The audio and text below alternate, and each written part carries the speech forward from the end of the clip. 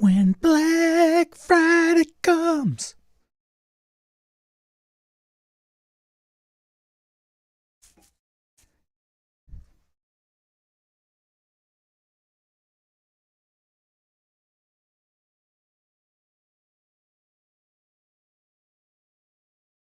Think it's working.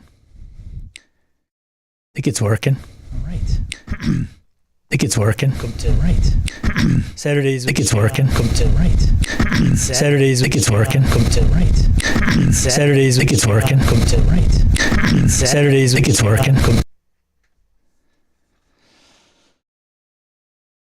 don't know what kind of turnout we'll have today, since it's the day after U.S. Thanksgiving. There's Blake. Good to see you, Blake. It's Yo-Yo Dog. Yo-Yo Blake from down under.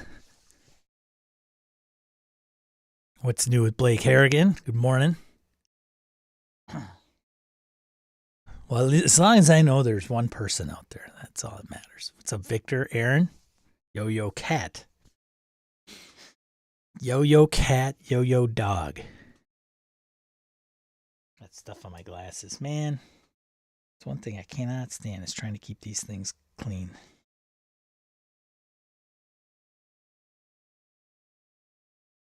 What is going on? What is going on?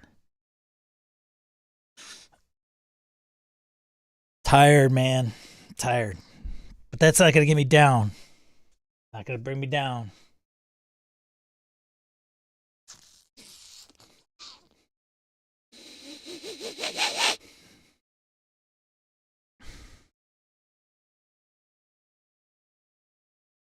What's up, Farty?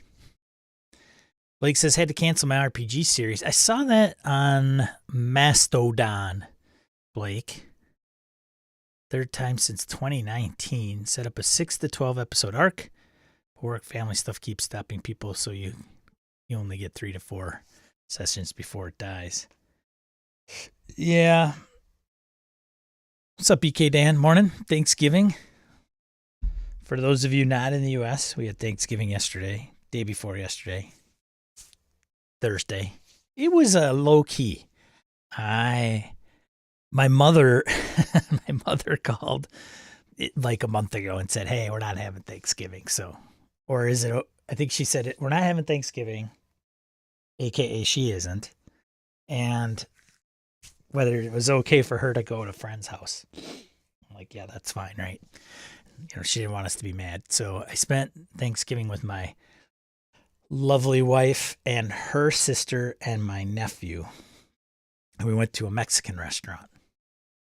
And that was it. And then I did stop to see my dad. My dad's in physical rehab. He should be getting out today. So I stopped by to see him. That's about it. That was Thanksgiving, which is just fine. Like, I had plenty of the big Thanksgivings when I was a kid. And, with the, hey, get out of there.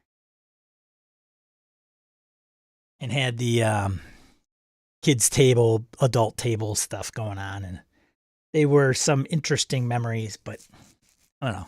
Small family. I hope everybody else enjoyed Thanksgiving and everybody else enjoyed their Thursday or Friday this week. Low key, sometimes good, yeah, for sure. It's an interesting dynamic with my wife and I, because she's very family based, like family oriented, where mine is not so much. I appreciate my family, but I'm a kid of the Generation X, man. Latchkey kid, separated parents, didn't have a huge, extended family necessarily. And, even with my wife has a smaller family now significantly. But anyways, yeah, it was fine. It's up, Wayne. Anybody else do anything special for Thanksgiving? Any gaming? Sometimes it's a good opportunity to game with the fam, right? Even family that don't typically game. And usually it's like bust out the board games, or it's bust out the Pictionary, what's the one? Hubble Bubble, not Hubble Bubble, Scattergories, right? The typical family type games, which is always an interesting one. I think I had my mother. One year we played, it was the one. It's so stupid. You put a mouthpiece in your mouth. It was ridiculous. And then you try to pronounce the word and people have to guess what it is. I don't know. Son home from college, played a board game. Corkle, yeah. Something probably, the old days of Milton Bradley and Parker Brothers, right? Bust out those games. It's Parcheesi, maybe. Right, Augie?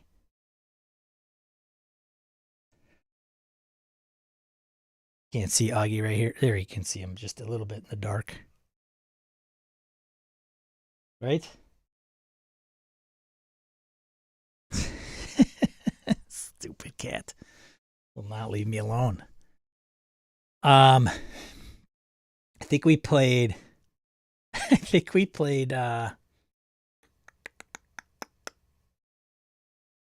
well, I don't remember. It was a while ago. Anyways, Wayne said he ran a Flau game yesterday for Black Friday, 24-hour game con at my local game cafe. Nice. 10% of your tab went to local charity. That's always cool. That's always cool. Farty says, question of the day could be, what game did you buy on Black Friday? That's fair. What is it? Okay, we'll start with you, Farty. Which game did you buy on Black Friday? I saw that you were trying to get the Delta Green one. That sucks, dude. Like a 50% discount on a book on a slipcase. Mine's back on the shelf, but well worth it, unless of course shipping costs triple the amount of the product. Jesus Christ, man, I feel for you Canadians. Like Europeans, I feel for as well. They have lots of hurdles to jump through. Get out of here! I am not a cat tree. I am. No, he doesn't need anything. He needs a squirt in the face is what he needs. Delta Green cost $126. So basically you bought it for what was essentially US retail without all the hoops, which I guess is a discount for you. And then 126, is that Canadian? It's 126 Canadian. Probably, retail for US. Sweefer, good to see you. So if you bought anything Black Friday, when Black Friday comes, anybody Steely Dan? So for those of you not here in the U.S., we had our Thanksgiving and Black Friday being Friday, where all the stores mark everything down. Been eyeing free leagues. It's good through Monday, I think. Of course I'm eyeing free leagues. Because there's stuff I don't have of free leagues. And the only thing I think I really don't have a ton of is Simbarum. I think I have like 2 books. So I'm kind of like, do I need the VTT? Do I need that? Do I need it? I don't know.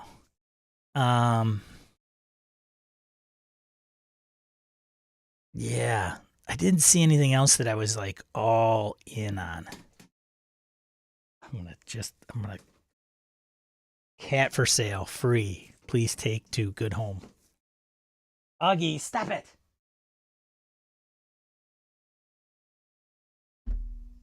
Oh, he's such a nuisance. What's up, CJ? Good to see you. Latest Savage Rifts crowdfunded project went live on Pinnacle yesterday. Interesting. Because I think there's a weird cutoff with Kickstarter, like taxes. I think I brought it up one time, but I don't know when that is. So I guess they're going to pay the taxes on that for next year, or does it get postponed a year? I don't know. Blake says 4 orders this year. Shipping costs were $21. Aussie, probably. 3 soft covers, $42, $65, $82. 3 hardbacks. Well, that's, I guess, not too bad. I don't know. I don't know what's good or bad. I know it's bad.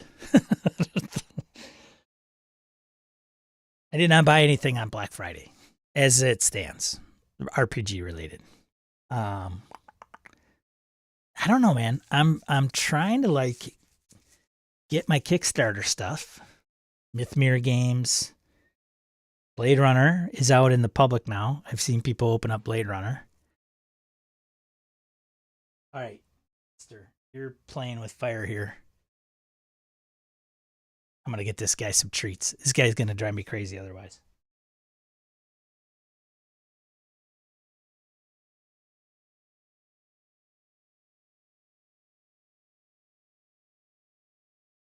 Yeah, come here. Okay.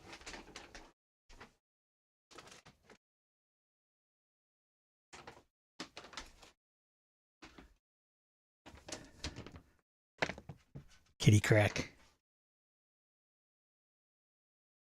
All right. Anybody else buy anything on Black Friday?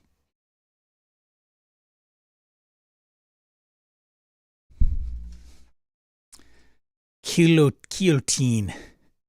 I don't know that one, Roger.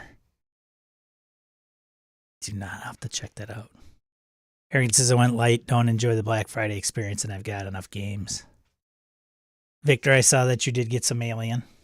Very nice. I think you'll be quite happy with that purchase, sir. Harrington grabbed Alien Heart of Darkness. Don't read that one. And the San Julian DCC core book. Getting hard to find, so I pulled the trigger. Phil, Alien. Phil, you have Alien, though, didn't you? Or did you just buy it? Michael Holland, morning. Good to see you.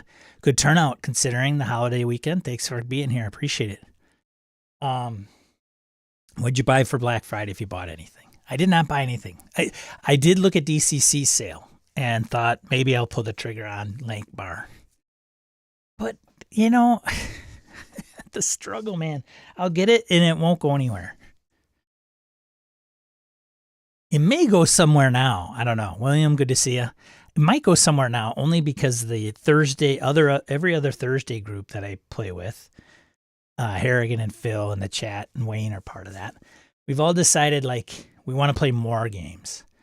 And we're going to rotate games and game masters probably. So once we kind of wrap up the current iteration of Forbidden Lands, then we'll move to something else, run a mini arc. Maybe it's 3 to 6 sessions or more. And then once that's done, move on to something else so we can get more games to the table. So that'll be fun in 2023. That'll make things more interesting.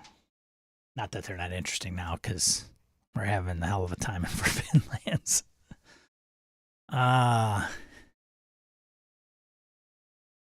Zwiefer spent all day working a tree lot for scouts. Gotcha.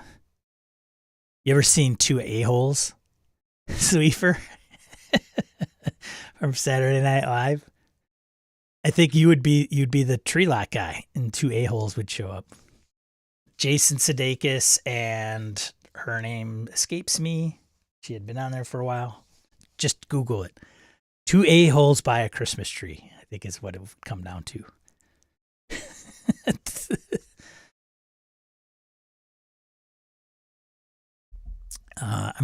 I'm not sure what I've got enough games means. Yeah. Enough games. Also, Hart, good to see you. I don't see you here often. You must be at an in-law's house and wanting to not partake in the morning festivities. So you tuned in here. Love 2D20, so finally picked up Dune. Saw that you did that. Very nice.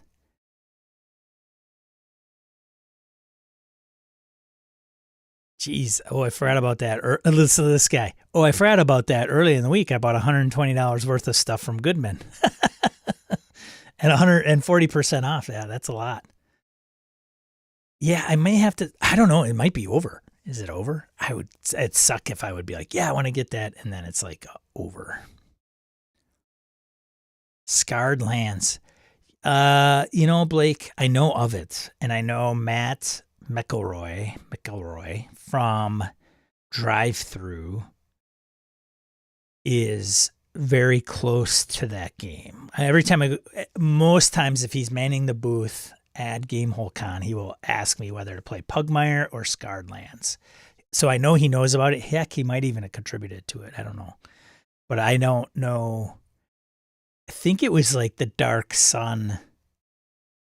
Somebody's answer to Dark Sun when obviously Dark Sun's not a thing for current 5th edition.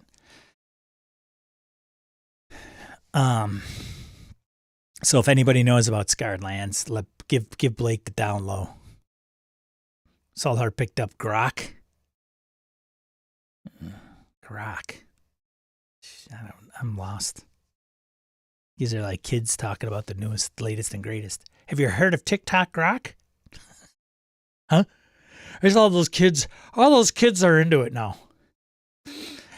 Farty says, I really like the idea of rotating games. I didn't catch it. Are you rotating GMs as well? That's up to the gang.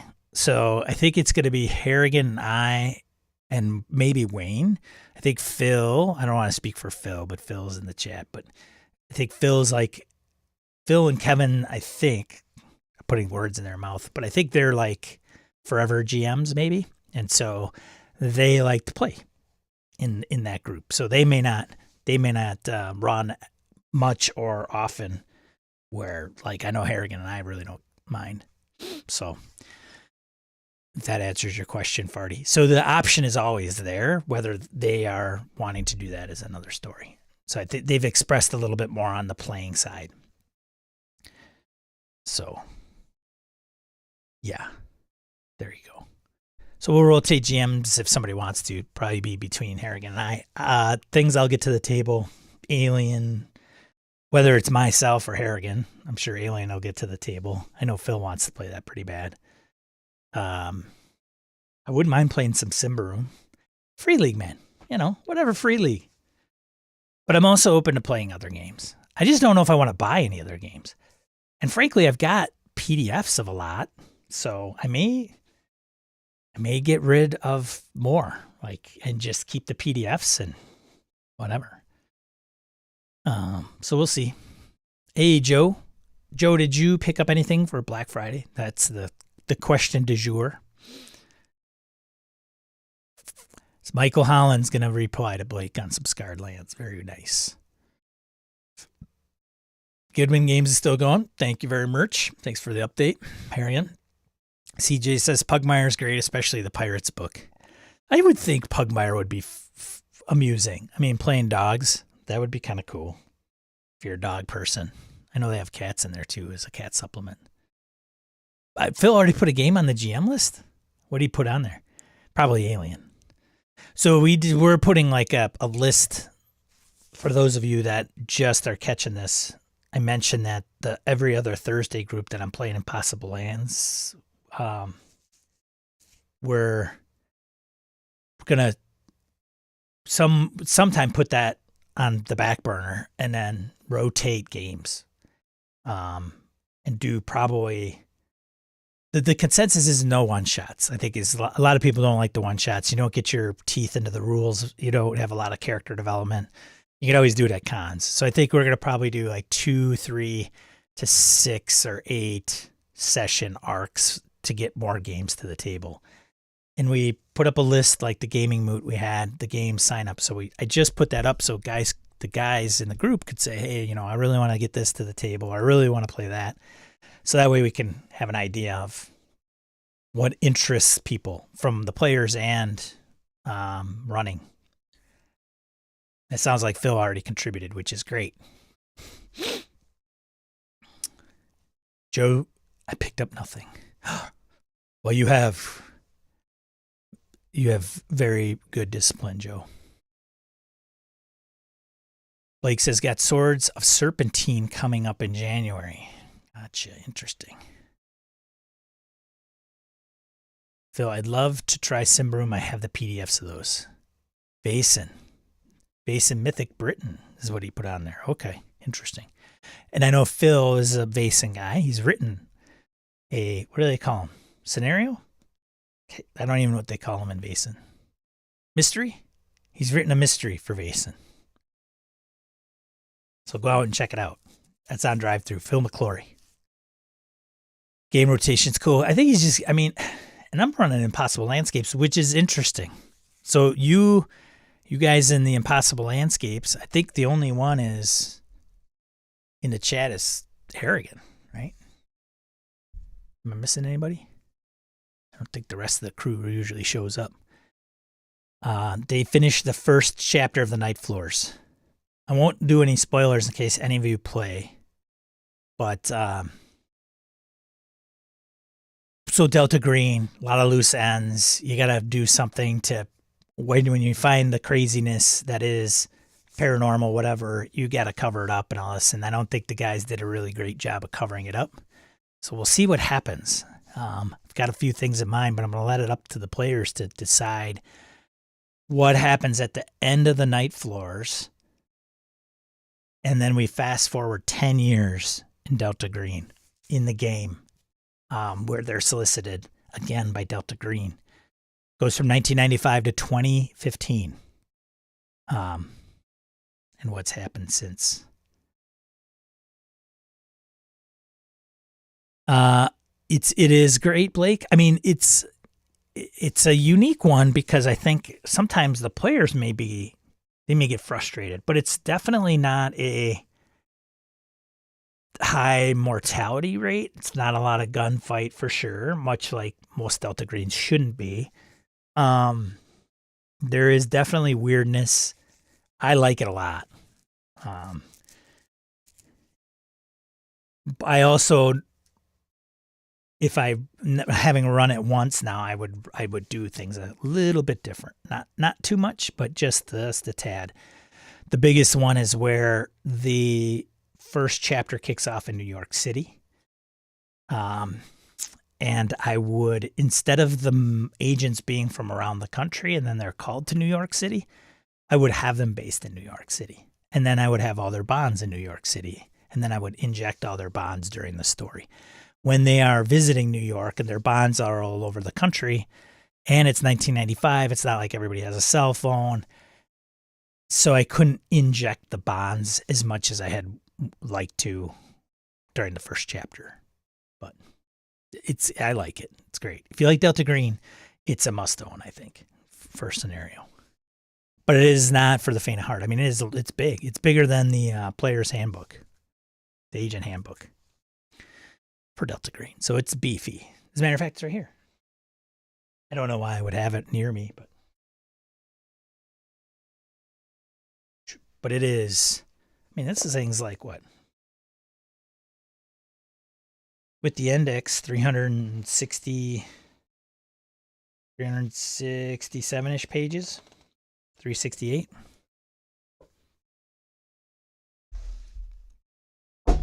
Bong.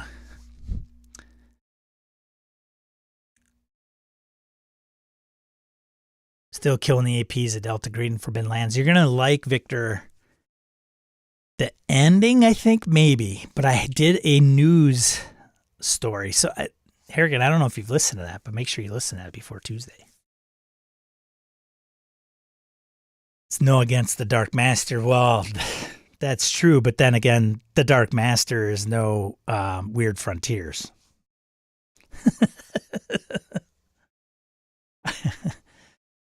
Laramie, what's going on, buddy? Refuse any module less than 500 pages. There you go. Fair. Is there any module that is more than 400 or 500 pages? There isn't one, is there? Ptolus? Maybe consider that. It's not a game. It's a setting. Ptolus has got to be the biggest setting, right? Like no rule system, just pure setting. Got to be up there. Happy to just be here. Yeah, Laramie, you must have the day off, I'm guessing, or just a break. Did you buy anything for Black Friday, Laramie? That is the question.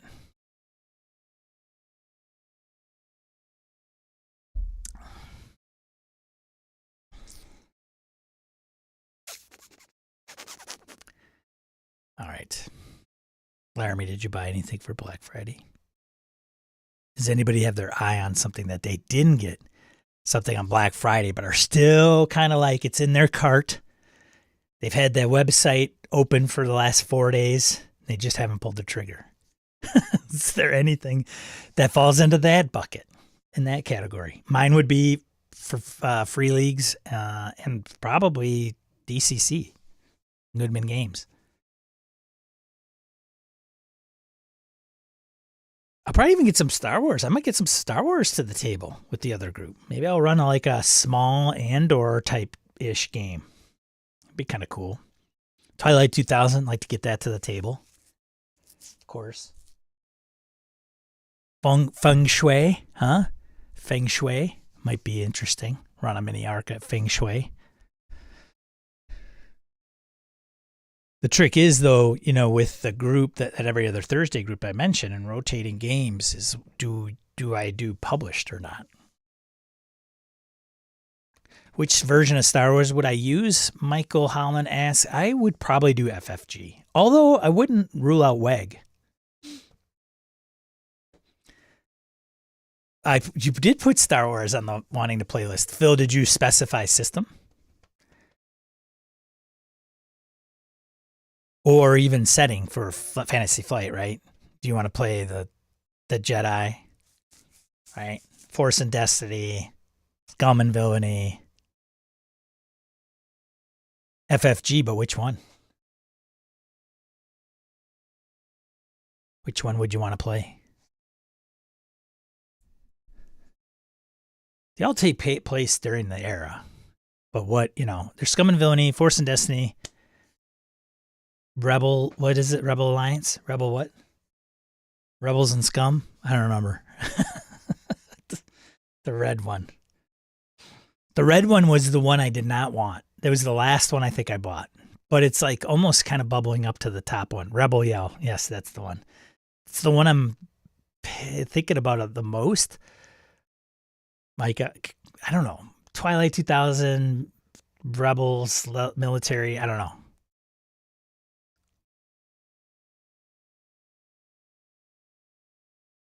The Foundry version of Star Wars, they have done a really good job with it, and I think it's pretty well supported unofficially. But it's really with the dice system, it really helps out significantly.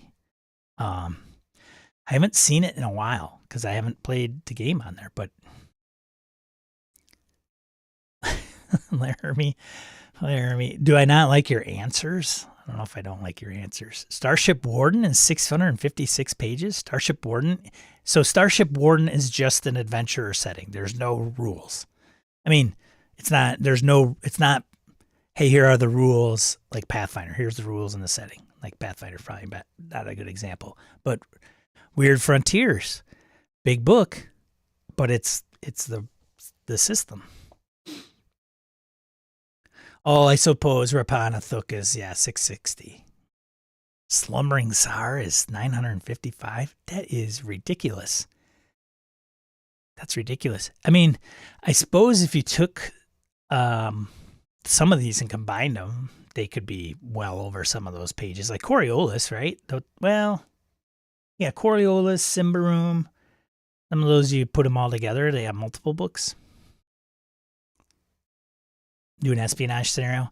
That's the way I'd go, man. Force 5 from Alderaan, dude. Force 5 from Alderaan. Bring it back. Be Force 5 from Alderaan before it was blown up? Or is it after? Maybe it was before. I guess it just depends. Victor says, I also snagged a few Foundry game systems for Forbidden Lands and Alien. Twilight 2000 I already owned, and from the Kickstarter, those are the ones I'm really itching to play. Yeah. They are pretty sweet. They're pretty smooth in Foundry, I think. There's a little, it depends. If you get like Heart of Darkness and Alien, there's very little prep you have to do. You got to read it. You got to know where everything is, I think, is the key. And how it works in Foundry, like what's your flow? So you have a scene, and the scene, is it keyed? If it's not keyed, then you got to go know where the journal entry is. If it's keyed, you can just pull up the keys and click on, That's why I found it so utterly amazing when I was running Curse of Strahd in the beginning of the pandemic, and just pulling it up and click on the keyed area and read what's supposed to be read to the players, and easy peasy, man.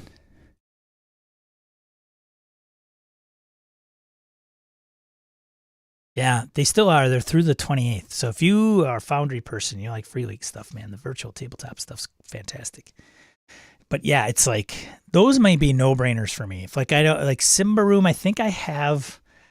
So I don't even know if I have the core rules for Foundry. I think I have like the DM module for VTT, which kind of doesn't make any sense. So we'll see. I guess the question is whether I get print. Like do I need more books? Do I need more books? I don't know. Everybody's like, what do you mean? What's the question? That's a statement, right? They don't hear the do. You need more books? Yeah, of course, duh. Might put some up on eBay. Like I've got Shackled City and a couple other probably rare-ish books. I mean, I got Saga Edition, like for Star Wars. Am I going to get Saga Edition to the table ever again? I don't know. I got rid of all my D20 stuff. The original Star Wars D20. Shackled City. There were a couple books that I did not give to Brett that I thought would be like, and I didn't want to sell on the forums of Gaming and BS forums because they're probably like $100 or more. We'll see. Something to do. Maybe I'll do it this weekend. Although this weekend's going by too fast. It's already Saturday. No offense, guys. I was hoping this wouldn't have taken place already. Third day off. You guys watching the World Cup? Any World Cup fans?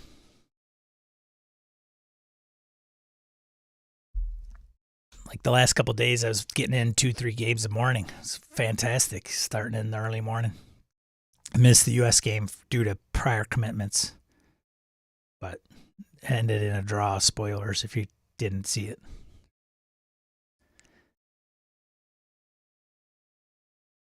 Shackled City, Red Handed Doom.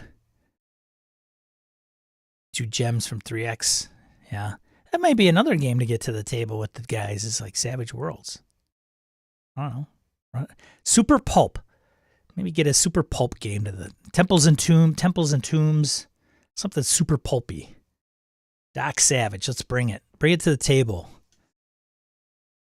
Indiana Jones 5's coming out. They put a little first looker out there on the YouTubes.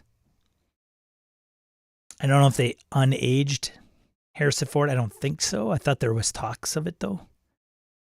Suede is on there. And in my games now. It's going to be crazy. We're going to have so many on there. We're going to have, like, games on this list that the only way we would ever get all of them in 2023 is to play, like, 2 days a week. Because you're really playing every other week. That's only like 26 sessions, and never mind the ones we don't make. So if you take like 4 games, 26 sessions, that's not a lot of games. Or should I, 4 sessions, 26 games? I'm talking about 6, right? 6 different games. Probably more than that on there.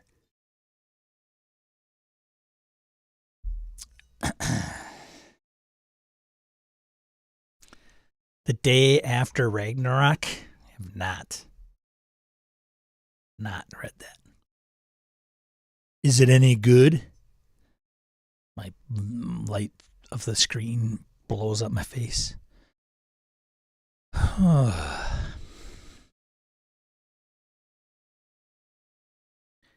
Black Friday comes.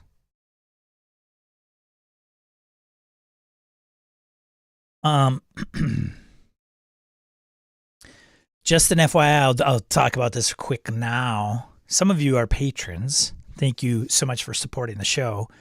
Event registration for BSRCon for patrons starts today at noon. So you can peruse the events and actually register for events at noon Central Time. I think so. Here's the shortcoming. Like I'm a hindsight is 2020 guy. It's like my life. I don't know why. Everybody bought the same badge.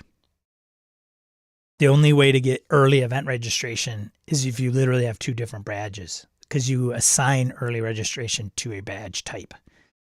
So what I had to do, some of you might have gotten like, why is this email coming to me about like badge being reassigned? And that's the reason. So if you're a patron of the show, and I could identify you easily by like your screen name or your handle or your real name, or I recognize it, and I know that you have registered for BSRCon, then I should have changed your badge. If you're like, I don't know what email you're talking about, Sean, that might be a problem, especially if you're a patron. So let me know, because then I need to switch that over so that you have the ability to register for events starting noon today.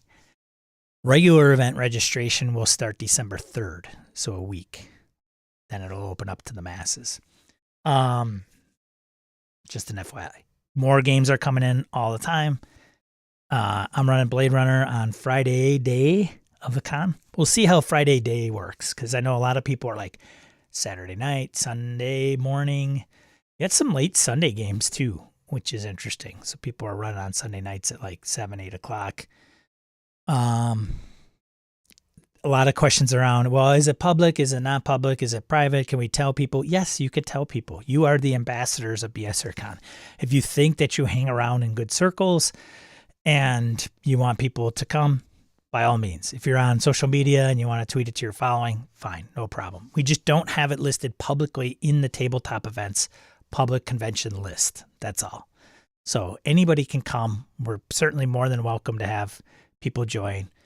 You know, we trust people are going to come and be good citizens. So that, just to answer that question. Yes, the email was confusing. Well, I didn't know it was going to email everybody. And then somebody on the Discord was like, what's going on with this? And I'm like, oh, okay, good to know. And if you're in the patron channel of Gaming and BS Discord, but you don't know what I'm talking about, it's only patrons of my current ventures, Sean Kelly, not under Gaming and BS. Okay. You may still have access to that channel because you're still a patron. Like, I don't know. I didn't delete Gaming and BS patron. I just shut it off. So you would still probably have access to the Discord, but not be a patron of mine. And I want to provide those details to individuals. So here's the trick. So I don't charge, this is getting in the weeds. I don't charge patrons up front. So don't be a dick, become a patron, get early access, and then, cancel your patronage before you get charged. I can't do anything about it, but I don't think anybody here would do that, but it's a loophole.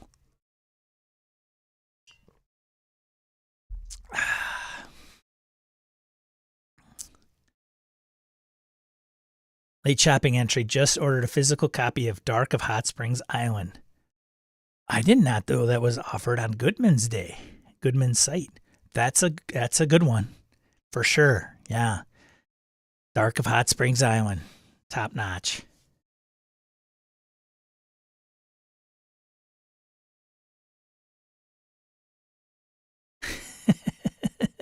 There he cancels his Patreon every 7 days. Download and jump ship.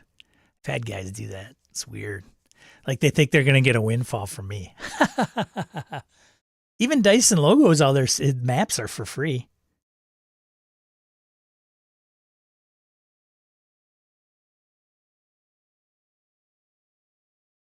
All right, let's see what we got here. Convictor Drive, Armored by Grief, a Cayman Rider-inspired tabletop. RPG hits Kickstarter targets. You guys know about this one? Convictor Drive. So Lion Wing Publishing specializes in taking tabletop games from Japan to the West. Talk about like heavily influenced by Saxon European influence in the RPG realm here in the US, man, right? Like, so I thought this was good to put out there. I'm not into anime. That's just not me. It's not my jam. This, I don't think is anime specific by any means, but I'm just saying that like, a lot of the Japanese culture I am far from an aficionado of Japanese culture, but I thought, hey, if this is cool and can get to the table and people know about it, then great.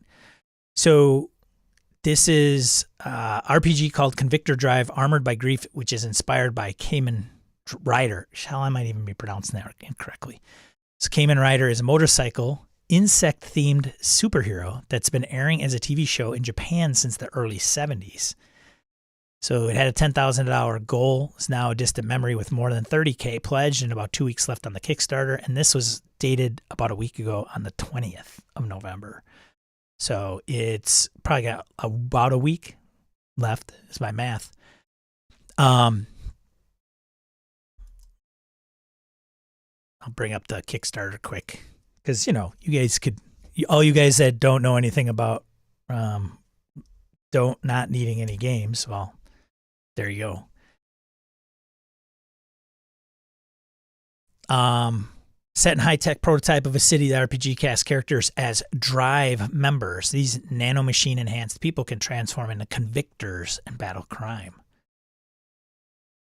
Not everyone can do this. PCs must have suffered loss and must still feel the pain of it to be able to will their bodies into shape and take the power of the convictors. $20 get you pledge of $20 is the first that unlocks rewards for backers, but they're generous. There's a Convictor Drive PDF edition, character sheet file, combat sheet file, record character sheet, and all the stretch goals too. So $20 gets you some stuff. So there you go. I thought, hey, they don't need any help being funded, but more is better, I'm sure, in their world. This is the Kickstarter page. It's got 5 days to go.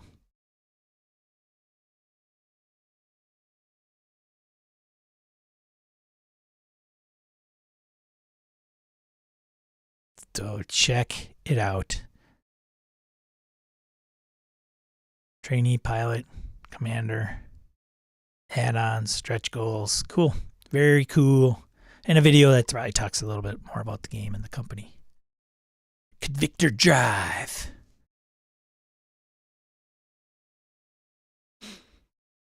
I have to sneeze.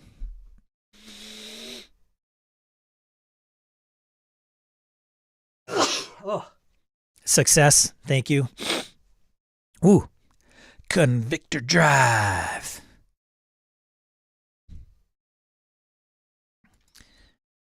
Marvel Multiverse releases major update.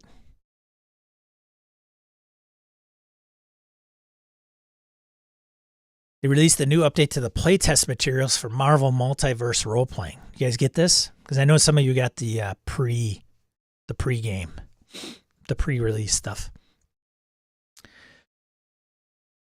Streamlining the rules, several more of the complicated parts of the game removed entirely. For instance, action modifiers have been gotten rid of entirely, while the defense, health, and focus scores have all had their calculations simplified.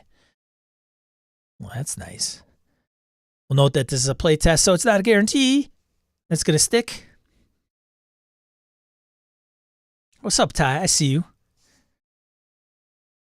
Good. Look at all these free league ads show up in my stuff now. Look at this. It's everywhere I go. They know me.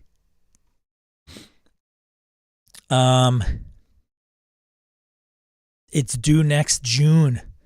The release. Could be the final set. There you go. List of full updates include all of this stuff. Wow.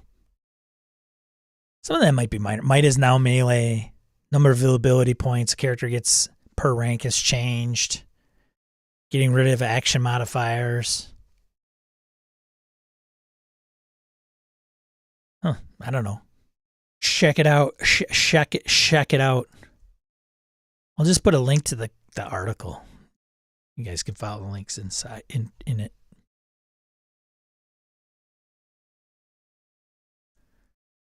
The athletic in the sidebar is there.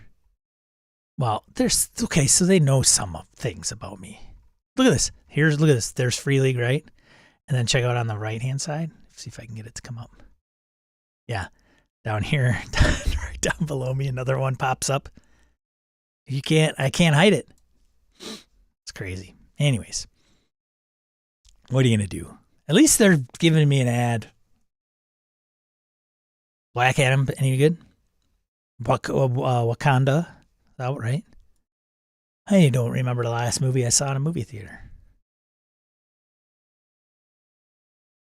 Okay, there's a little bit of a buzz around this, and I've got a few things that touch on it. I'm not sure exactly where to pull it up and how or where. Okay, I got it. So we'll do this. Dungeons and Dragons clarifies support for third-party material as new edition draws near. Okay, so Comic Book put this out, and there had been a YouTuber, Instructo Boy, that had commented on the Wizards not having to create a new system resource document for 1D&D, and weighed in on it. Okay, so they put this article out,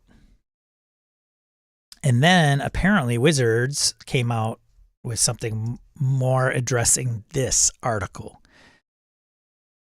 because this is going to affect like third-party publishers like Paizo, Kobold Press, right? What are they going to do?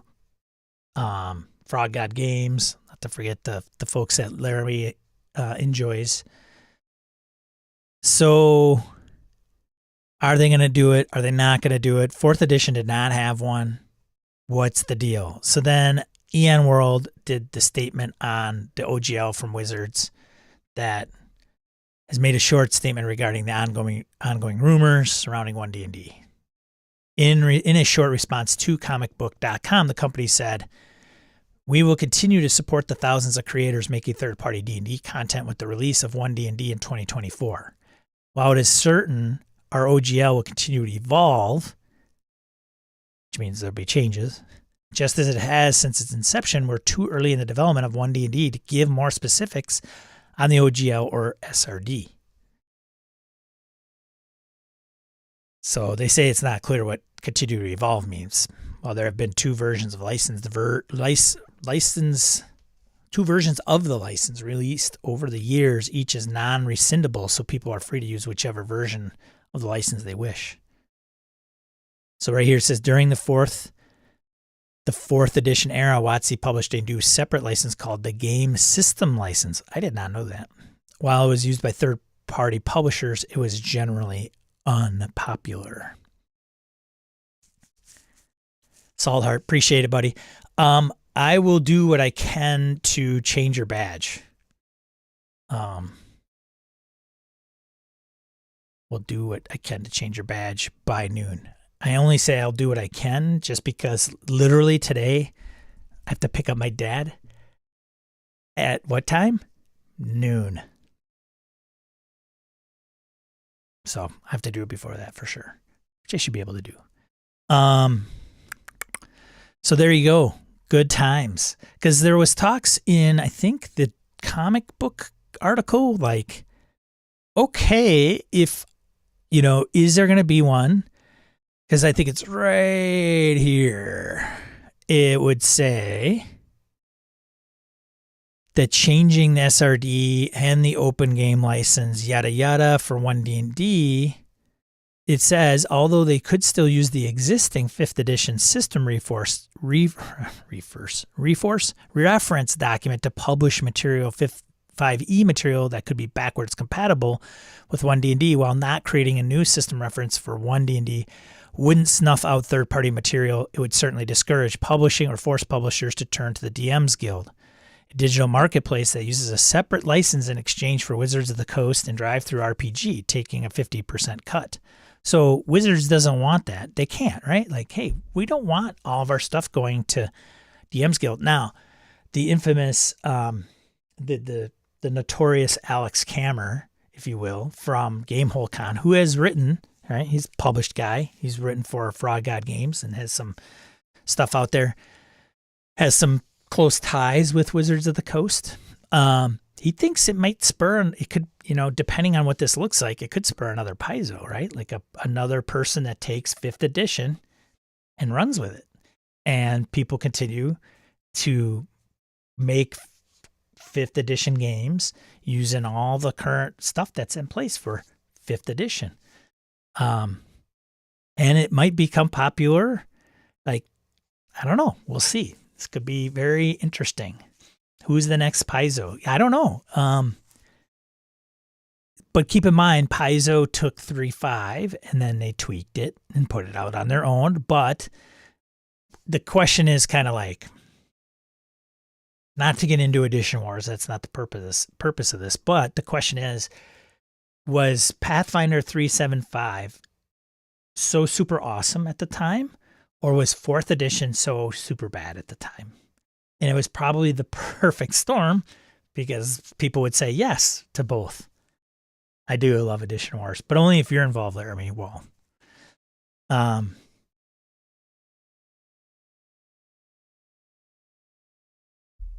Michael's like, yeah, I said this before. I think Paizo has held off for as long as humanly possible for 5th edition.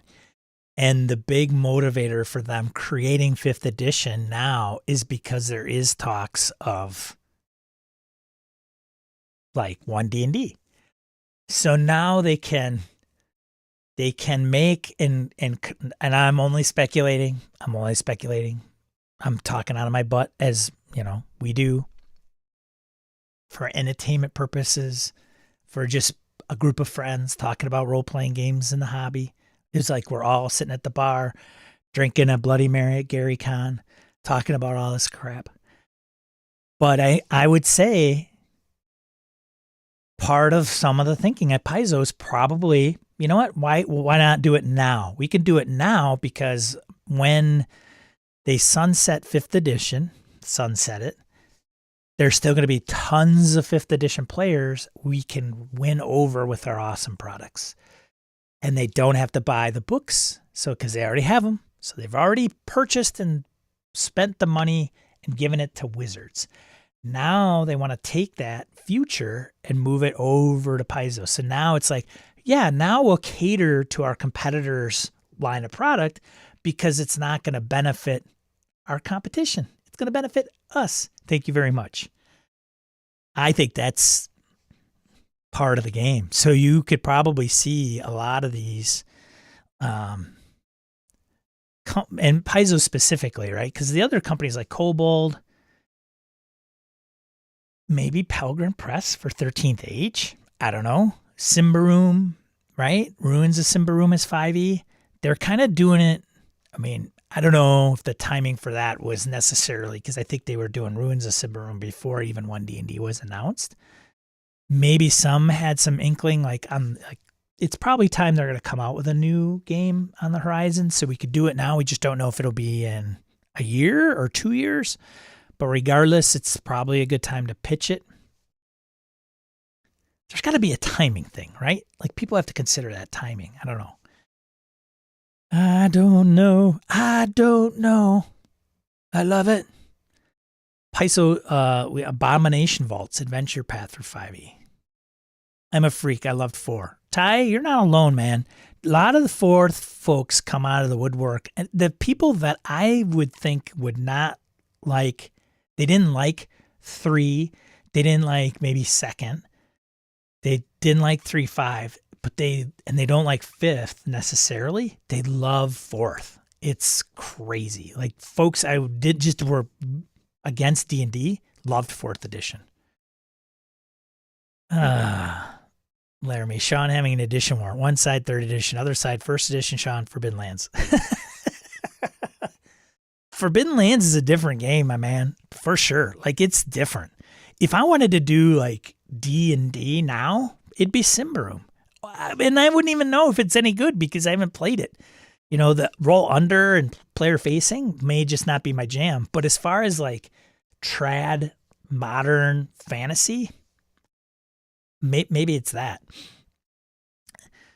Something similar, I would say, like rules makeup, production. That's because I want to make sure that what I'm stating is different than ones like Warlock, Easy D6, Black Hack. Like those are, I think, in like the Neo OSR block or bucket. Like I'll put all labels on stuff, right? That's that. And I think anything like 13th Age, what else? Booger. Midgard's a setting, so that's not it. But like 13th Age, anything that's 5th edition, big fantasy with the big rule book. What else is out there like that? I know there's tons of them. Why I can't think of any of mine? I just brain farts. Cipher system, maybe. Cipher Fantasy. They have a fantasy one, I'm sure. Fantasy Flight Games. What is it? I see the word. I cannot pronounce it. Crapola. But those I would lump into the same competition as 5th edition. And mine I'd probably go with Simbrew. Anyways, I don't know. Paizo was pretty much a nobody until they had the D&D magazines. That gave them a bit of momentum. Yeah, for sure. Dungeon and Dragon really, I think, propelled them. Well, I think, didn't they lose the license to Star Wars? Didn't they do the Star Wars magazine? And frankly, like, how many magazine issues can you put out for Star Wars? I mean, with the new movies, sure, and maybe the prequels, but man, talk about trying to come up with new ideas.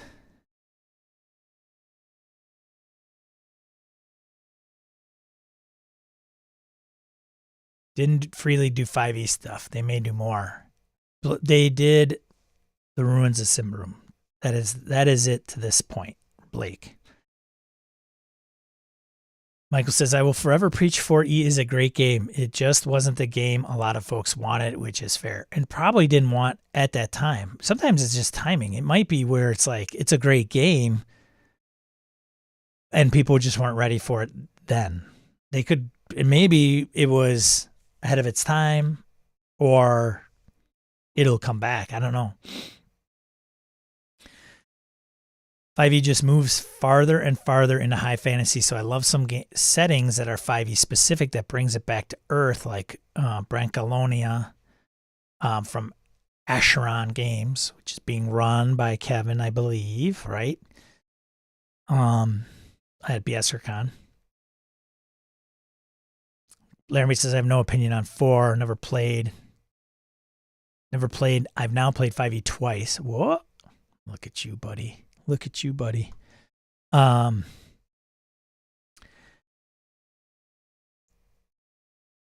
watching the video, people showed me the how 5e is not Dungeons and Dragons makes me think. What? Come on. That's clickbait, buddy. Fell for it, Ty.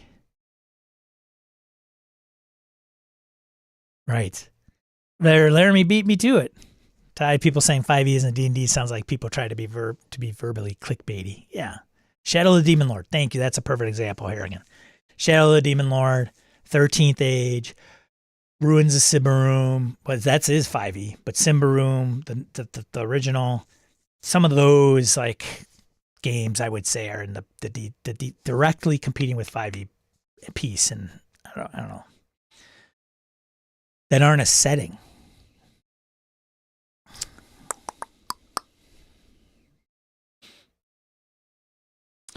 Wayne says that this is pretty shallow, but the art design for 5e is just uninspiring. It is technically great, but just boring. It's weird how the art does it sometimes, right?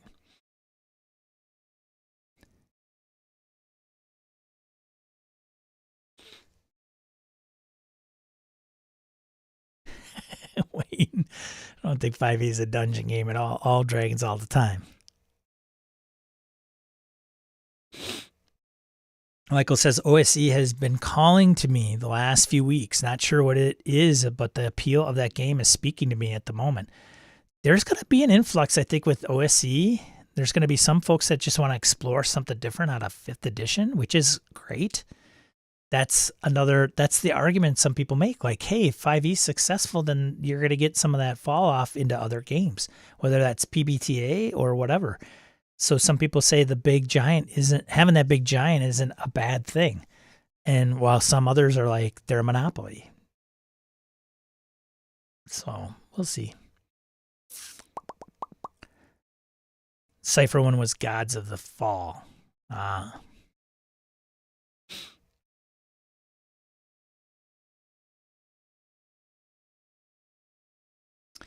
Ty, the paranoia part of being in a dungeon crawl was just sometimes overwhelming, knowing that every 10 feet everybody had to roll to make sure that there was no traps. Yeah. I get that, Ty, for sure. I think that's kind of the beef with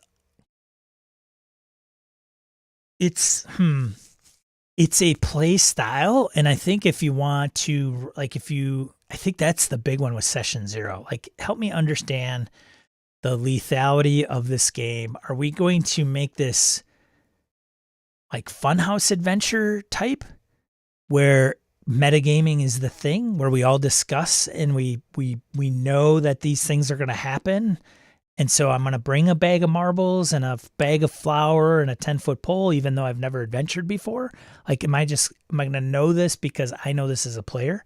And some games, people will say, yes, that's the spirit of this game. That's the tone of this game. That's what we want to run. We want to run Castle Amber, and it's going to be, weird stuff written on the floor. And if you don't walk across it in a particular fashion or order, those things are going to happen. So you automatically go into that. Like, it's less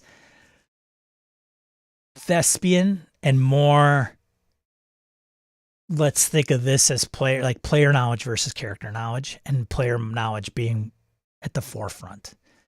And so if you say as a game master, look, it doesn't make sense that first of all, dungeons, like as far as the mile as the eye can see in D&D, and everything being a trap and every door being a problem, like that facilitates a style of play. Because if you do that, then you're going to have players that are going to check every door. They're going to go through move every 1 foot inside with a 10-foot pole and poke.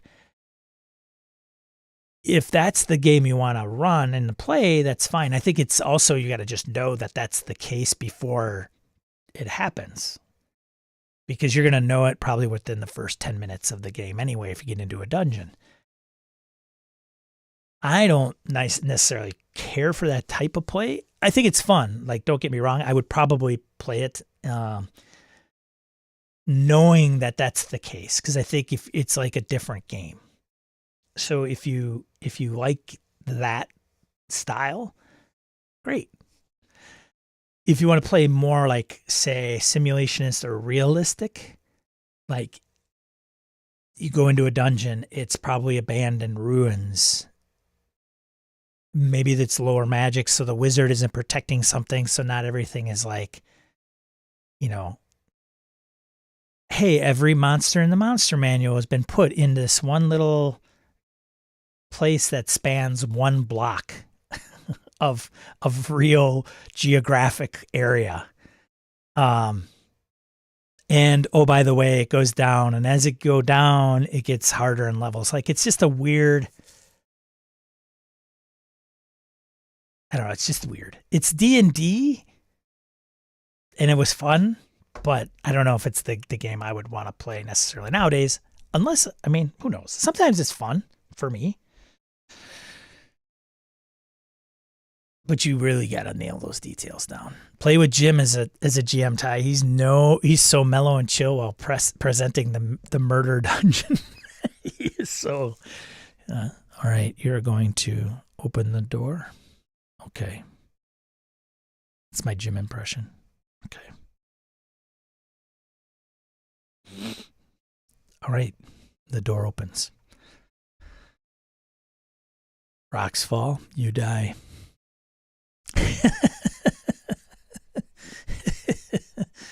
Oh man, is he here? He's not even here. I should be making fun of him if he's not here. Laramie says, Ty, I run like this. If there's a trap, we'll roll for it. If you fail, I expect you to play along. If you pass, awesome, but I'm not doing this every 5-foot crap. Yeah, see. doesn't make to me. I want to play a game that makes sense. Like, oh, it's trapped for a reason. It's the chest is trapped because it's got a secret code on it. If you don't know the secret code, it's to murder the person that's trying to get into it. Okay, fine, right? It's the car alarm. It's the lethal car alarm of the modern day. You know, it's something hidden in there. Sometimes it's not. We get to be a decoy. But like, why would every single corner be trapped or things of that nature? It's like, who's got the time to do that? And wouldn't your first trap do the trick? Like, you would hope. Anyways, that's a whole nother ball game. That's design choices. Victor says, I really love Shannon Appleklein's books. It's fascinating to read about the interconnected web of game companies and designers over the years. Is that Designers and Dragons, Victor? Or is some probably else? Maybe? I don't know.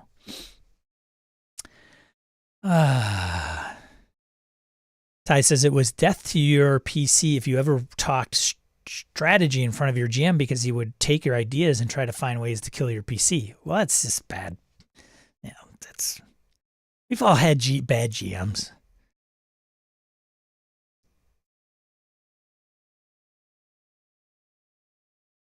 Salthart says big dungeons make very little sense. What is it they rep? What is they? It is why they exist. What is it? Story-wise, tough to justify in a grounded game. Small dungeons, crypts, old temples, a mansion. These I prefer. I'm with you, Salthart. Kind of like, why is it there? What is it doing? Like, you could have a big mega dungeon and have it be these old ruins that nobody's ever come across. Maybe it's on an island, and it's just nobody's kept them up, and they're 1,000 years old. But if they're 1,000 years old, what would be there? It's not going to be traps, because even traps might not even work after that amount of time. Who knows? Ty says, what is the style of the GM at the time to try to really kill every player every game, and it's just got tiring? Well, first of all, he or she should not be killing players, okay? That we need to rule out right away, all right? So that's no good, Ty. And probably should be reported. So if there is an intentional homicide to be that is being done at the table to one of the players, please report that to the nearest authorities.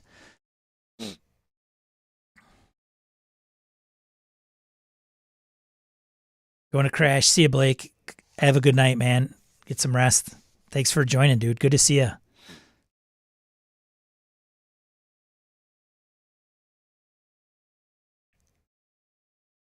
Laramie says, Ty, the thing those GMs are missing, you don't have to try. Killing PCs is easy. Making fun challenges, that's where it's at. Yeah. Make 20 PCs because you know you're going to die. Well, that's another thing Ben Milton came up with video recently that got a little buzz on the Discord because he was talking about like Gygax and having a 50-person campaign and how a campaign was defined in the Dungeon Master's Guide to the Advanced DMG of AD&D. It's so funny to me when I hear some of these things and it's like, yeah, yep, that's how it was. We played like that. And some people are just discovering it. Like, it's like this weird Easter egg. Like, I don't know if you knew, but it's like, yeah, that's kind of how we played back in the day. Like, the funnel is to mimic the things that we did when we were playing advanced D&D. You'd make 4 characters. They'd be all first level. And you made 4 because you had 3 players. So you needed that amount of people to get through a dungeon that was level 1 to 4 or 1 to 3. So you would put the ones that you didn't like into perils, into the face of danger in order to take the one that you had to level up so that you could have a second level fighter or magic user, that one class you favored. Like, all that there's a reason that Goodman Games designed it that way. They just call it the funnel. We called it AD&D back in the day. Like, and then we had a stable of characters. So when we'd say, hey, let's play D&D, great. What are we going to play? Oh, my buddy Dustin, Dustin would come and he's like, oh, I just got this new module, picked it up at Pegasus Games in Madison the other day. Cool. What is it? You know, it's Ravenloft. It looks kick ass. Oh, what level is it for? I don't know what level Ravenloft's for. I think it's like, what, 5 to 7? think. Oh, cool. So do you have any 5th level characters? I have 1. You've got 2. And you have the 7th level, right? We're going to bring those 2. Okay, cool. Okay, but that only makes us have 4 PCs. Okay, well, I'll make a bunch of first player tunes. First level tunes. Okay, cool. Then you had your party and you'd go in and all the first level guys would get totally smashed. Doesn't matter because you're going to die. Not if you get the characters to take the brunts, like, and you find the sun sword. Spoilers!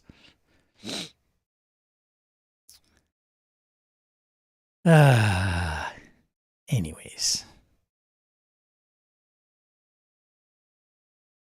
Right. Laramie says, as a nurse, recommend not killing players. For sure. I think we can all agree with that, nurse or not. As human beings, we could probably all attest killing players is bad.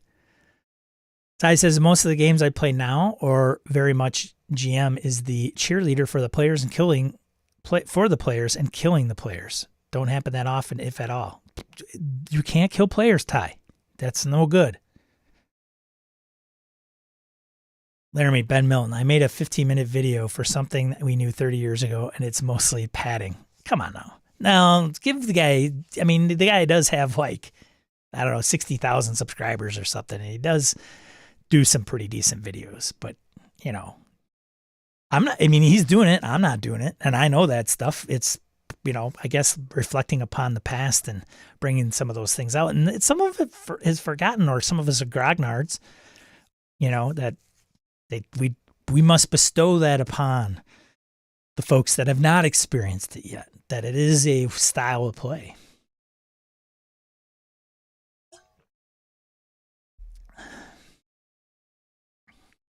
Next AP, Laramie runs Sean and the BSers through Robin Loft, the Hackmaster version.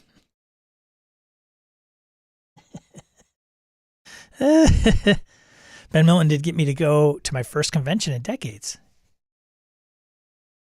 Oh, he didn't get you to get to your first convention in decades. Sean and Brett did. Well, ergo Sean greater than Ben. I don't know about that. There is room for all of us in this great hobby. I may go, you know, back to Ben's videos for some inspiration. But he has, the nice thing about Ben is he's like, well, I think some of those YouTubers like Matt Colville, we still got to do the Colvilles, Faces of Colville game. I should have done that at BSRCon. You could still do it. But I think like they have their niches, right? Which is great. Like Ben talks about some of the OSR stuff and goes into some of those products, and they're good stuff. What's up, Hoos? Hoos, you probably got a different badge. Just letting you know. It allows you to get into noon registration for events.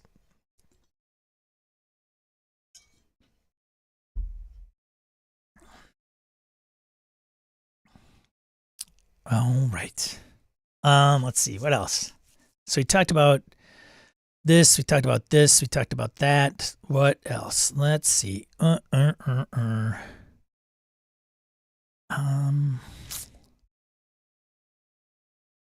Let's do print news. We'll do print news. Print news. Given the short week here in the US of A's. Some of these look familiar as they ship their Kickstarters. 8th printing of DCC. Goodness gracious. Well, all right. Caverns of the Sea Strangers by Goodman Games, their 5th edition line.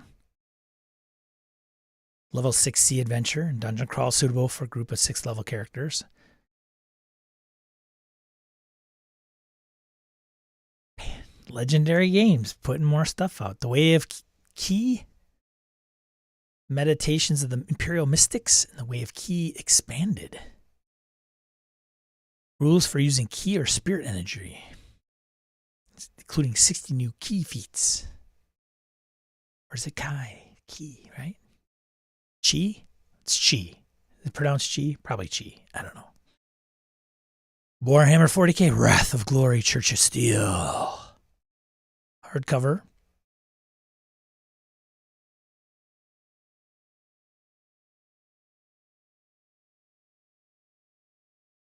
Meldern. Kingdom of Meldern by Columbia Games. Harn Master.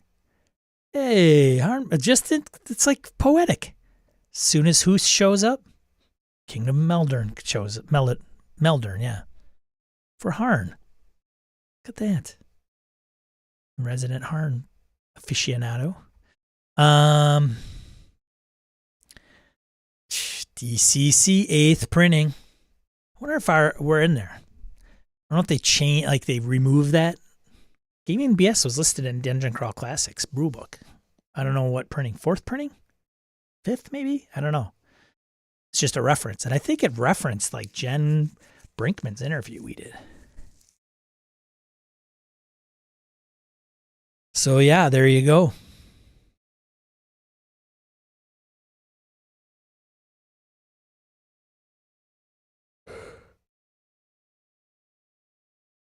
Oh, excuse me. And then Night of the Bog Beast by Bob Brinkman.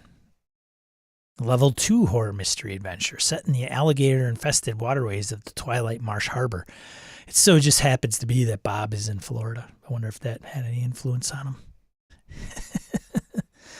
Palace of the Uniquiet.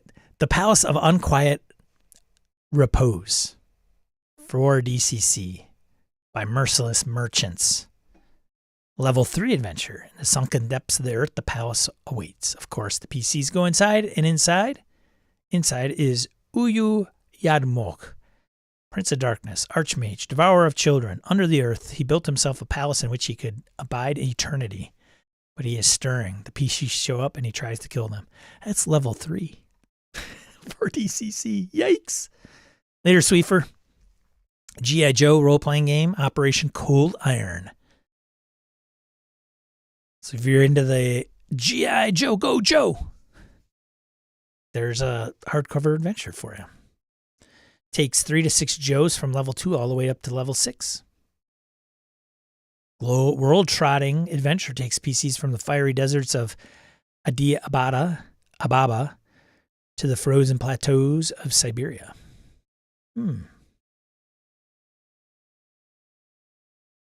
Interesting.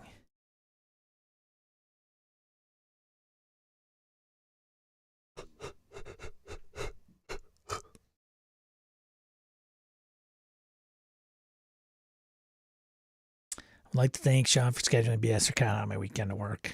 Well, you don't work 72 hours, Laramie. Just saying.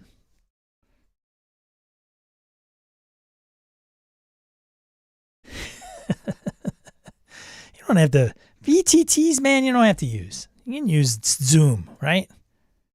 Just use Zoom. You'll be fine. Crowdfunding news. Check out EN World for all the latest and greatest. Yeah, call in sick, Laramie. Aren't you union? Don't you get some sick time?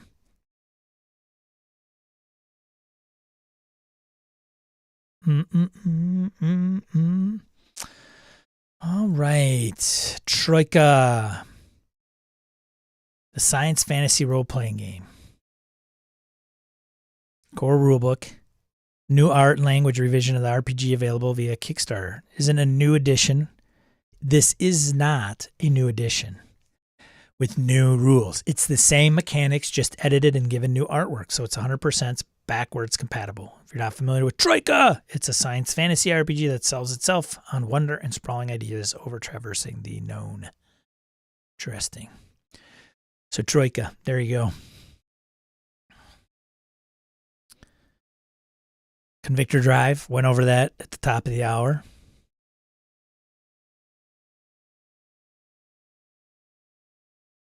In Prophet's Tome from Josh Birdsong. Pathfinder 2E. So far, no 5th edition, kids. Oh, Oh, Heretic's Guide to Devotion and Divinity. 5e. Boo. But did it fun. Let's play Did It Fun. 5e. Need rules for the divine at the 5e game. Pantheon, ceremonies, cults, relics, NPCs, monsters, and something I dig. Godly rewards. It's from Evantier Games. Funded. All right. Outcast Silver Raiders. Occult medieval old school role playing. We probably know this isn't 5th edition, kids.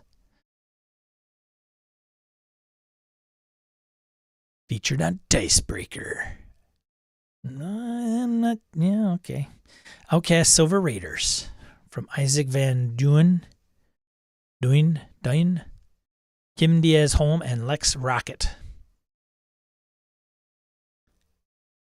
Lex Rocket. That's a pretty kick-ass name. I would probably kick in just because of that. It's OSR, baby.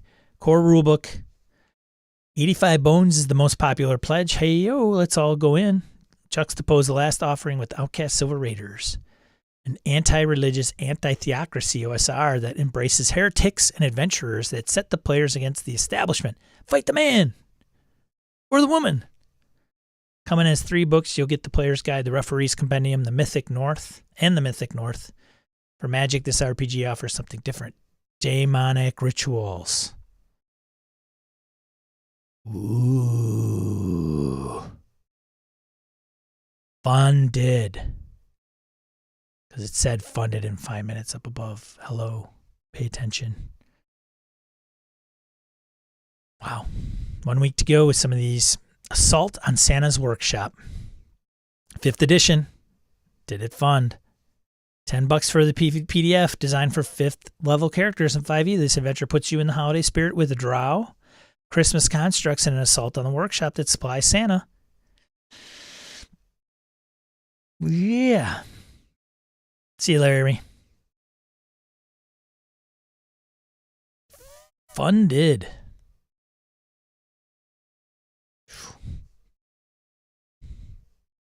Expand Thieves Guilds in your 5e campaigns. Did it fund? Rules and tips for running Thieves Guilds, contraband magic items, new backgrounds, class archetypes. You know, some of this stuff is like, I'm just going to comment on some of these books, especially this one, like the Expand Thieves Guild in your 5e games. If you sat down and you took the books and you say, I want to run something like a Thieves Guild adventure, like based on the inner workings of a Thieves Guild, some of the nuances, the rankings, like some of the things that they would talk about in a Thieves Guild. Some of these third-party books, like boom, bam, you grab it, take it, read it, devour it, change, tweak, roll it out. Yes, you could do that with some of the core books, but it may not all be there. So sometimes these expanded books, splat books from third parties can really drive home something that you really want to get into and grok. So, you know, just my commentary. Did it fund? Oh, yeah, it funded. Oh, yeah, it funded. 1,200%. Canadian, $7 for the PDF of the magazine. It's a magazine. Wow. 50 plus page RPG zine gives you content in your 5e Thieves Guild. This magazine recalls the heavyweights like Dragon and Dungeon with fantastic artwork and issue themes. Well, Gutter Punk. That's not 5e. An original system. Core rulebook. Matt, you stumbled into a world of magic, music, and monsters. You better live that punk attitude or the authority will run all over this world. Make a difference and rebel with magic and music against the dystopian society. Funded. Sweet. This one was, I think, featured somewhere because I remember the cover. PDF fulfillment, November 22nd, 2022. EM Publishing, that's probably why they put this on here. Gastronomicon. That was it. For the crowdfunding. What's up, Eileen? I think that is... Do I have anything else? I don't think so. Basin. How come I had that on there? Was it the News Digest? Maybe it was the news. See something. I might not have... Hold on a second. News Digest. Some Ian World Publishing, DMG. That's the OGL stuff. Chronicles of Eberron. Keith Baker's doing something if you like Eberron. A lot of 5e stuff today for some reason. Let's see. So this is kind of cool. Custom miniature from Hero Forge. Nope, that's not it. WizKids. Life-size replica of a pseudo dragon. That's pretty cool.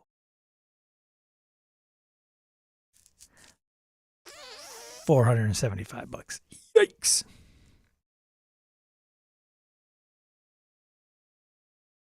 Some cool tabs on there, man. Star Trek Adventures, Mysteries. PDF. Star Trek would be a cool one to get to the table. I mean, who doesn't like Star Trek, right? If you don't answer that.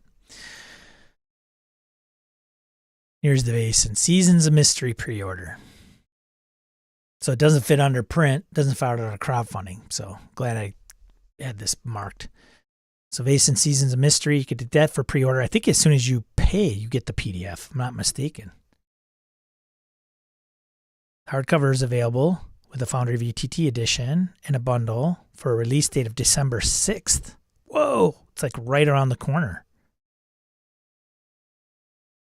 4 mysteries across Mythic North for players to solve. Nice. No Kickstarter. Boom, done. They're just going to make it. Rivers of London, the role-playing game, Chaosium, available worldwide in PDF in a couple days. The game places the players in the roles of newly recruited members of the London Metropolitan Police Service's special magic branch known as the Folly. You'll solve mysteries, catch criminals, and come to grips with the demimonde. Those who have been irreversibly changed by magic. Okay. Not my jam, but okay.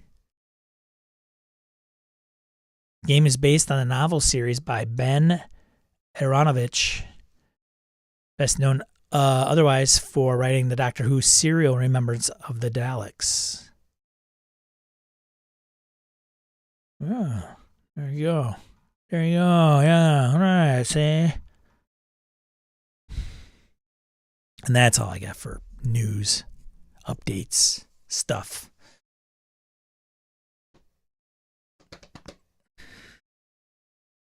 Getting ready for work, Eileen says. Lots of great stuff coming out. Golden Age Gaming.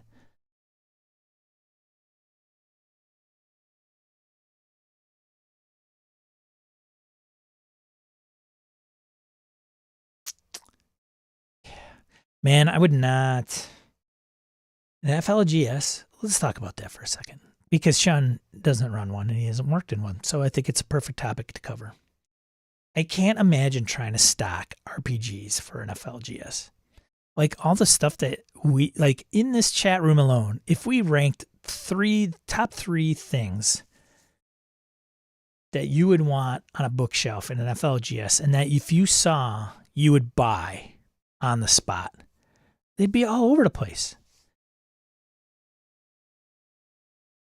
I remember Misty Mountain here in Madison. They're still around, but under like their third management umbrella. And Dave was one of the proprietors at the time. He had every like once a year, twice a year, they'd put out the table of all the discounted items. And this was like during the D20 glut. So there was tons of that stuff.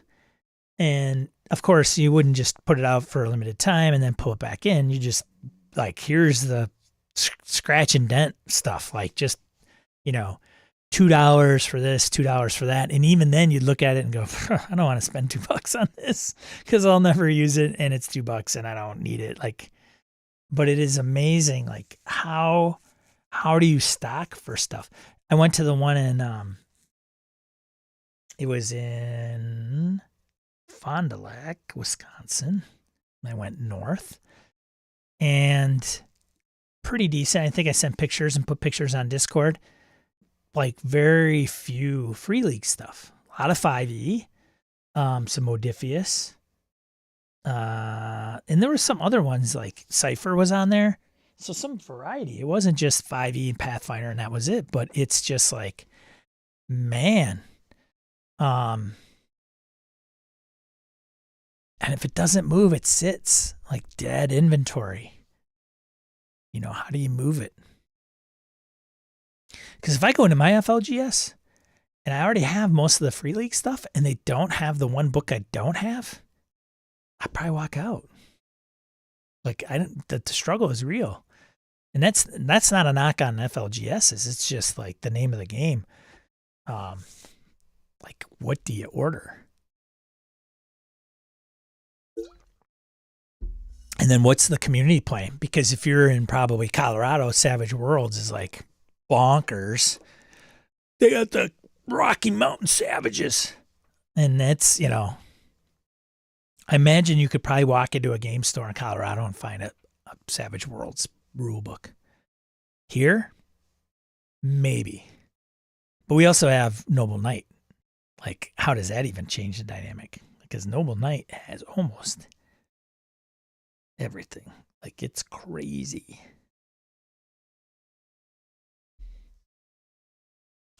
And they do new releases too.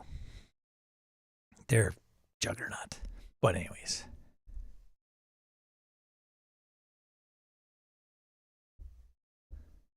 BRP isn't the best rules choice for much of anything, Victor. I talk to lots of people when I'm making decisions on what RPGs to order, including present company. Yeah, well, appreciate that. We hope that there's people like us in the neighborhood, because if there's not, then you're ordering product and it's just going to sit around. But it's just got to be tough. Because even if you do order it, like how fast will it move? Because that's money sitting around doing nothing. But I wonder if there is one thing I know that there isn't a lot of in retail small store is business intelligence and keeping track of like data points. Like, would you know that if you sold a game for a game master, that you could count on so many players in that area buying the supplement that is catered to the players? And then how much would you buy? Like, how does that influence purchasing decisions in the FLGS? And I'm sure like it's all like gut feel. Like, well, let's see. We ordered, Delta Green. We ordered 3 copies and they were all gone off the shelf in a month. It probably behooves the store to have 1 after that. But any more, maybe overkill. Like, I'm sure in a long-term manager of a game store, they have some of that in their brain. I would think. I used to run a computer shop. Computers is easy though. The only problem with computer shops is, one, hardware doesn't make money, and you got to make sure you unload the chips that you have or the memory, because in a week it's going to crash. So you order very small quantities and you almost have to do it like mail order. Like, if somebody comes into your store and says, hey, I need this amount of memory. Do you have it? Boom. And if you don't, you say, hey, we can have it in tomorrow. And then you just place the order then, get the stuff in the next day, boom, sell it. Otherwise, you're going to sit on inventory that just bottoms out. No bueno.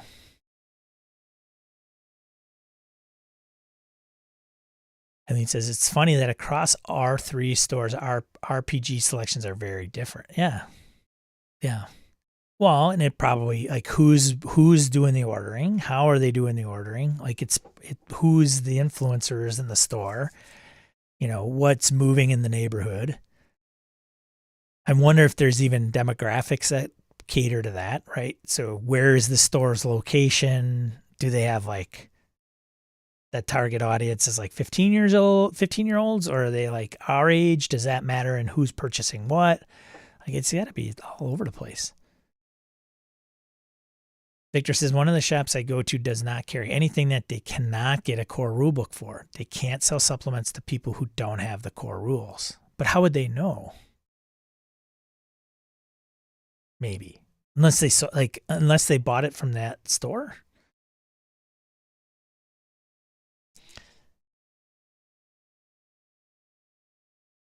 Yeah, when you had 3 stores, you can always move it across the street, right?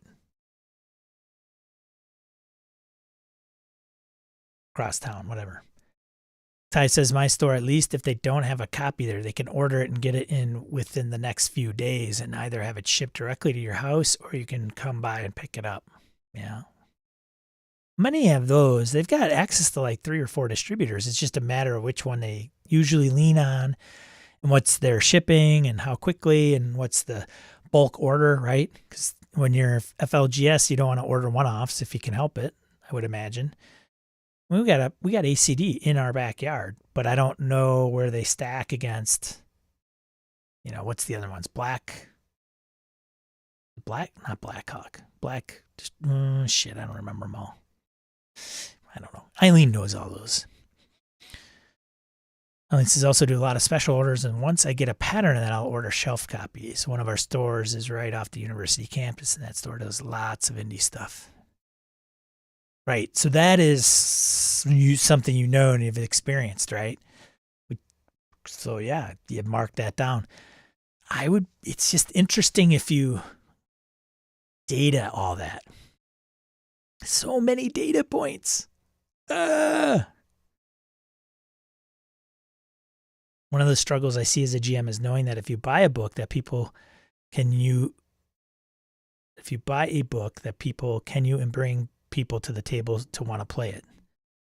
Did you get down to it? People are not going to play it when they buy it. Or then why buy it? That's like everybody in the chat. everybody buys it and then they don't get it to the table. That's the struggle is real. No stores order for customers, but I don't think they necessarily want to do it that way. They are making a sale, but the special order item is not driving customers to come in off the street. There's just so much. So much. Imagine you got to kind of focus in on the core books. And then based on the core books, you got to kind of like, okay, so of the core, Cypher System, Pathfinder 2E, 5E, Star Wars core books, which are 3 currently, and, throw in like Call of Cthulhu, Delta Green core books. Okay, and you have all those, right? Based off of that, how many of the supplements do you purchase? And some of them are old. It's I can't imagine. Facing, like all the freely core books. But if year 0 is not the jam in the neighborhood, then what do you do? Then you got a lot of core books from. How can anybody not buy freaking freely crap? I mean, seriously. That's got to be something, right? I mean, even Against the Dark Master probably flies off the shelf. I don't know. It's so many. It's so mind-boggling. Like, we're such a small hobby, but we have so many products. Like, I wonder, like, if you take the guitar world, I don't know, or whatever hobby, and you said, hey, let's line up all the products of a hobby. Like, what would that look like, comparatively speaking? So much stuff. So much. How are we just not living on the street from buying all this stuff? It's crazy. Oh, man. Ty, the store I go to has a centralized warehouse that they could typically get the stuff from the warehouse within that day. Yeah, it's the same. With Noble Knight used to be like that. They used to have 2 locations because they couldn't store everything in one. So literally, if you went in there, they'd say, "Well, we can get it. We just need somebody to go over across town and grab it. So we don't have somebody set to do that at this very moment. Can you come back tomorrow? We'll have it." And then they moved up to Madison from where they were, and now it's all under one roof.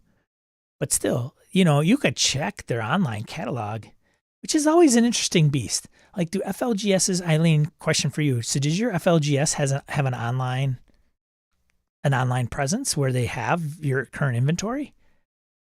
Because now you can just check to see if you have it. And if you don't, right? I mean, that's the beauty of Noble Knight. I can buy it, order it, and then go pick it up. I would imagine a lot have since the pandemic. I mean, even I'm Bored locally has that. They have a web shop. And I think they may even shut off shipping unless you're local. You don't have one? Seriously? So in order for me to buy a book at one of the stores, I'd have to go into it and hope that it's there. Wow. In 2022? What? That's crazy. I don't know. I suppose, right? I can call, "Hi, Eileen. Yeah, this is Eileen's FLGS. Eileen speaking. I know. Yes, I know. Its struggle is real. Hey, Eileen, do you have Delta Green slipcase there?" "Nope, sorry, but we can order it for you." "Okay, thanks." Well, it'd be like, what's my next line would be, "Well, how long would it take?" "We can get it to you by tomorrow." "Okay. Can you put me down for one?" "Sure." And then hope the person comes in.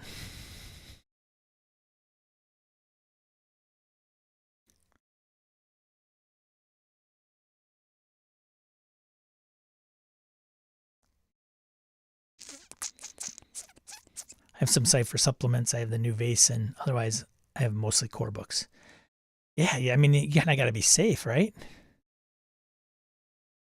Because they got to sell more core books than they do a lot of the supplements. Supplements are kind of a crapshoot, I would imagine. Because somebody like me could buy a core book but never get the game to the table, and then why would I buy a supplement? I don't know. Whew, FLGSs, man, they weather some storms. Well, and going to what Ty said, to be honest, I prefer to play at my house. It's just more comfortable. But he says one thing I love about local store is they have tables that you could use to run your game right there at the store. Yeah, I don't know. I mean, there is Adventurers League. I know Eileen does some organized play in her local game stores, but there's a ton of people that just don't jam on publicly playing. I think there's they still suffer from that weird stigma.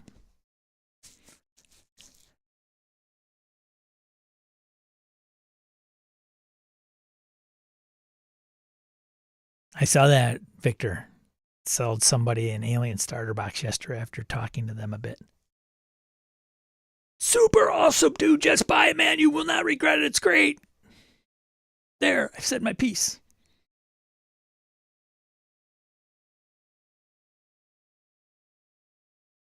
Just try it, man. Just try it. First hit's free, man. It's strange because it's like you don't memorize the rules. Just play in a one shot. Get kind of the general feel, if you can, in a one shot. I've had COC and Mark Berg and something else. You like the movies? Buy it. Yeah. You haven't seen the movies? Go watch the movies. Buy this, then go watch the movies, then run that.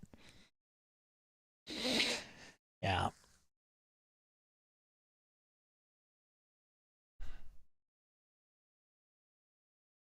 Yeah. Yeah. Well, good times. Good times. Good times. I don't have necessarily a topic. I wish I would have had one. FLGS, as we touched on a little bit, but I don't run one like Eileen. So I empathize with the struggle of the FLGS. Plus they have space and, It's either comics or board games, I think, seem to offset some of that diverse. They don't want to be diverse.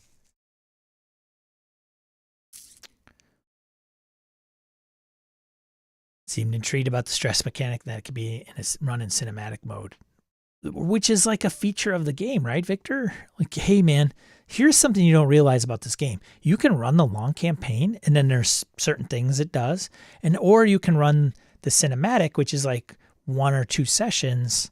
That's it. But it also has certain things to incorporate that cinematic mode. And it's, all D6s for the most part. And stress doesn't screw you. Like, it's the bad things in Alien make you better, which is weird, right? Some side effects. So it's pretty cool because, we all know how the failure thing comes about in some games. People are not big fans of failure. But if you're like, hey, I don't know if you knew this, but failing actually does good things in this game. What? Really? Yeah. You actually get like super pumped or whatever, addicted to stress. Yeah. Forbidden Lands, you get willpower. You almost have to have it if you're a caster. Like, what? Yeah. Huh. Two-edged sword. Was wondering if you're still there, buddy. It is a two-edged sword, but it's like a cool two-edged sword, right? Like, it's not, hey, you fail, rocks fall, you die. It's you fail and you get this, but you also get that. So it's like this trade-off. Keeps the highs and lows like to a minimum, man. You go into the scary room just for the stress. Just for the stress of it. So I have to get Blade Runner up and going. I have to get into the next chapter of Impossible Landscapes. Because it's like starting almost over. I got to do that. That's the plans I have this weekend. And I have Monday off. Amongst other things. Amongst real life adulting garbage. But I think that's what I have planned. I was hoping to get to my D&D minis. Like, I need to catalog those and get those out of my house and storage and sell them and all that good stuff. But that is a project. So, anyways, I think I'm going to hang it up, folks. I think I'm going to hang it up so that you can get on with your weekend. Spend the holidays, eat the leftovers. Okay? Don't let those things go to waste, kids. If you don't like the dark meat, see if the neighbor likes it. I don't know. What am I going to tell you? Thanks to all these folks for supporting me over the time. I much appreciate it. Thanks for showing up. You could have, been busy and you're like, no. All that can wait.